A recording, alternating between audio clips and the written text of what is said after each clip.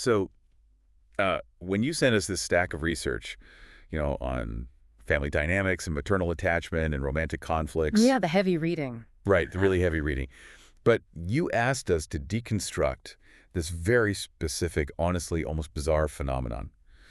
And I want the listener to really picture this with us. Imagine you're watching this highly capable, articulate man, right? Hmm. I don't know, he manages a complex logistics team at work. He makes these really decisive life choices, and he is just incredibly attentive to his partner, like totally in control of his universe. A fully functioning, successful adult. Exactly. But then he walks up to the front door of his childhood home.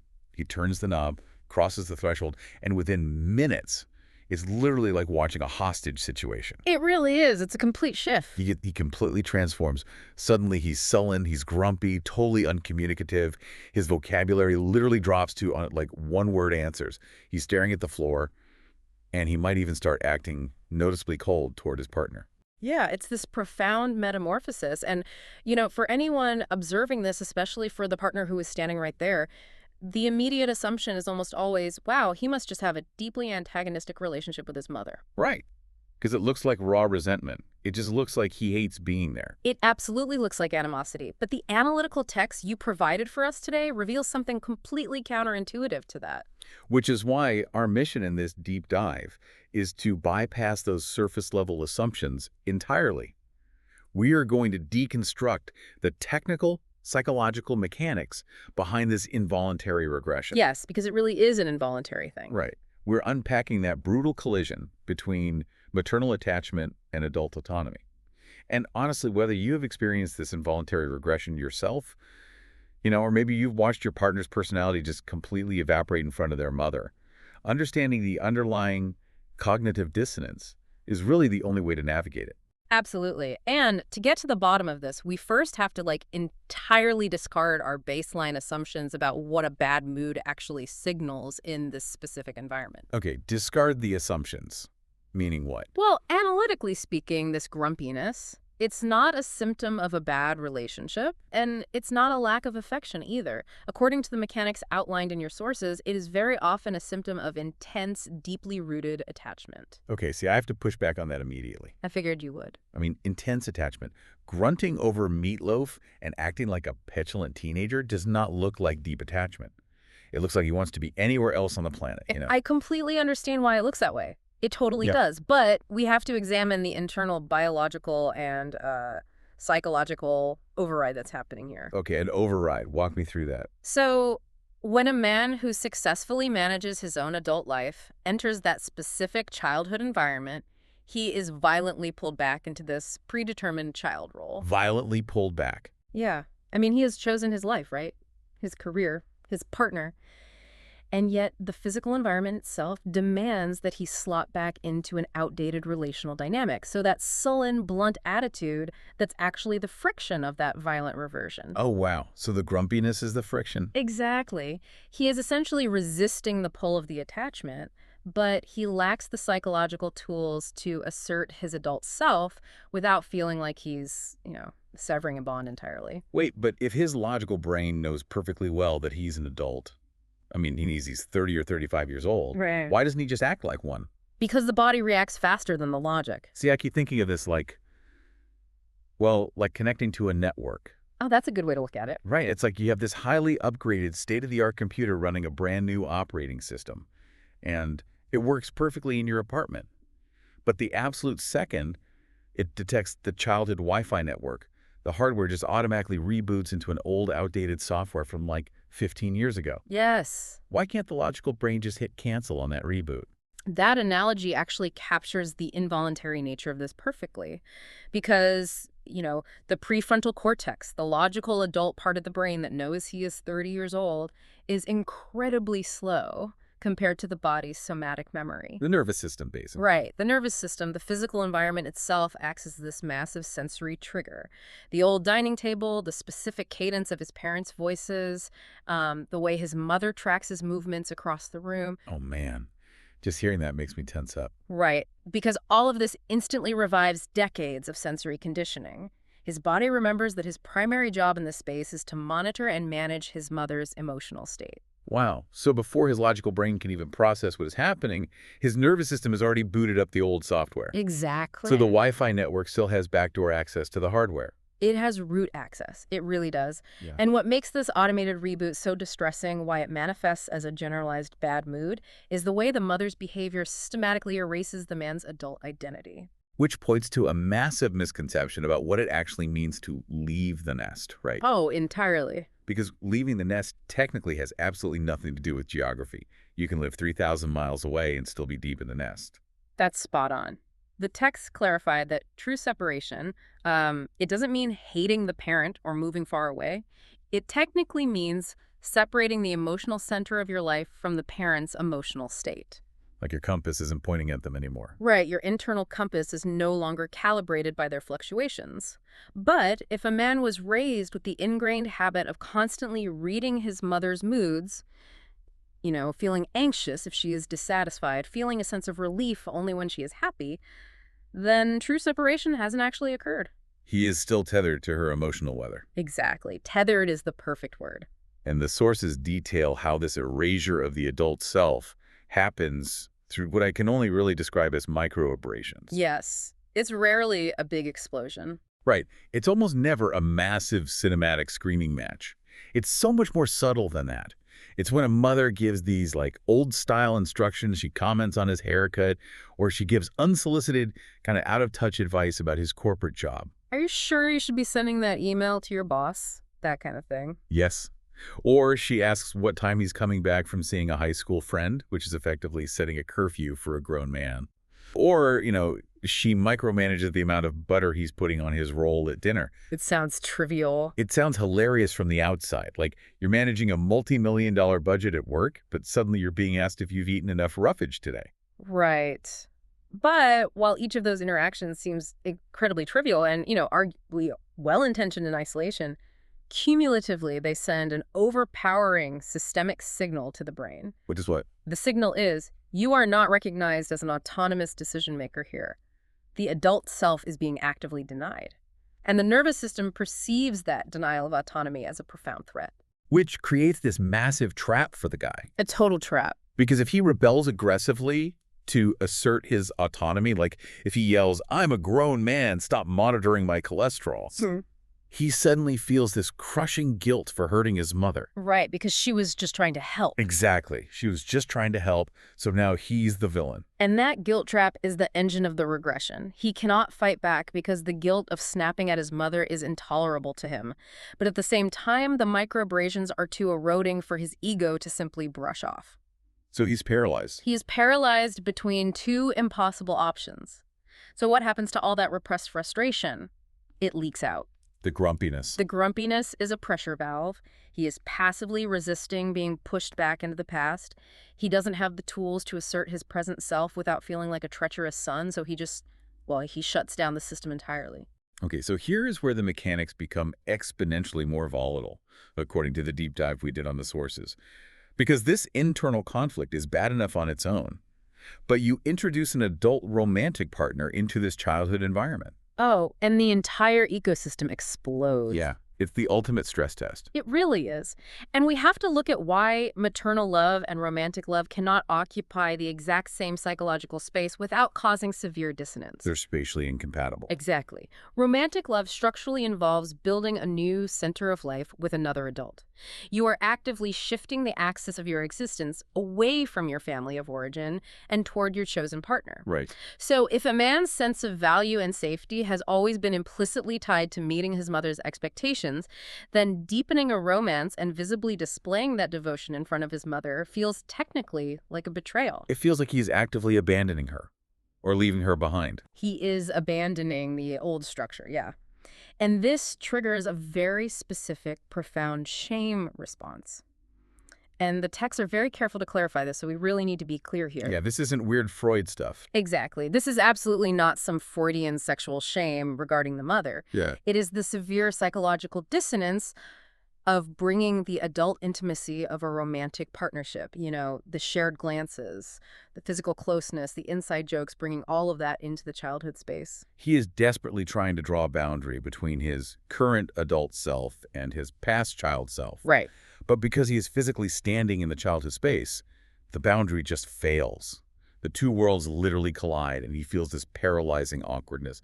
It's basically an identity collapse. An identity collapse, yes. He cannot simultaneously be the dependent child his mother expects and the autonomous partner his significant other expects. He's being asked to run two entirely incompatible operating systems simultaneously, and it just doesn't work. So this brings up what I think is the most crucial question for you, the listener, especially if you're the partner.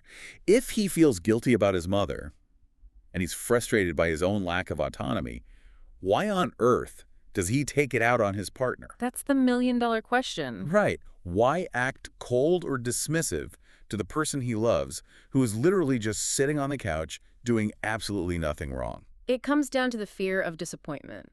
He's caught in a really brutal emotional vice. An emotional vice. Yeah. He is terrified of his mother's loneliness or her disapproval. In that environment, he feels he cannot prioritize his partner without causing emotional waves or visibly hurting his mother's feelings. But at the same time, He deeply resents being manipulated by his mother's feelings, especially while his partner is watching. he resents looking like a subservient child in front of the person who respects him as an adult. Exactly. He is humiliated by his own regression. He cannot lean fully into the role of the devoted son without betraying his adult autonomy. And he cannot lean fully into the role of the devoted partner without triggering intense guilt over betraying his mother. Wow. So, unable to execute either role successfully, the emotional system crashes. He withdraws from everyone, including the partner, because the partner's very presence is the catalyst highlighting his inability to be an adult in this house. So the partner just becomes collateral damage in his war for autonomy. That is exactly what happens. Okay, so to figure out why the system crashes like that and why he's so terrified of his mother's disappointment in the first place, we have to look at how the hardware was built. We have to go back to the original data set. Which is the family dynamic during his childhood. Right. We have to analyze the historical context of the emotional ecosystem here. In families where the parents had, maybe a difficult marriage. Like chronic silent treatments or unspoken tensions. Exactly. A generally volatile or tense atmosphere. The child in that environment very often learns to become the air regulator for the family. The air regulator. I love that term from the text. But what does that actually look like for a kid in practice? How does a 7-year-old regulate the air of a household? Well, the child subconsciously realizes that the adults cannot manage their own emotional climate. The adults are failing to keep the environment safe. So the child develops specific coping mechanisms to absorb and redirect that tension. Like what? What kind of mechanisms? The sources mention things like a child suddenly developing mysterious fevers whenever the parents started arguing. Wait, like an actual literal fever? Yes, a somatic response. Or they might have refused to go to school, or they hid objects around the house, or deliberately acted out just to cause a distraction. Oh, so not maliciously, just as a biological survival tactic. Pure survival. The goal was to draw the parents' attention away from their marital conflict and focus it onto the child. The child learned a deeply ingrained somatic lesson. If I do something, the mood of the house changes. My behavior controls the temperature of this room. Right. Therefore, I am singularly responsible for the emotional stability of these adults. Okay, so let's synthesize the failure of this protocol in adulthood, because it is a disaster. The good child survival tactic is entirely based on the question, what will keep the peace? Right. What will manage my parents' anxiety? Right. It's all about them. But an adult romantic relationship structurally requires asking a totally different question, which is, what do we want? What do my partner and I need?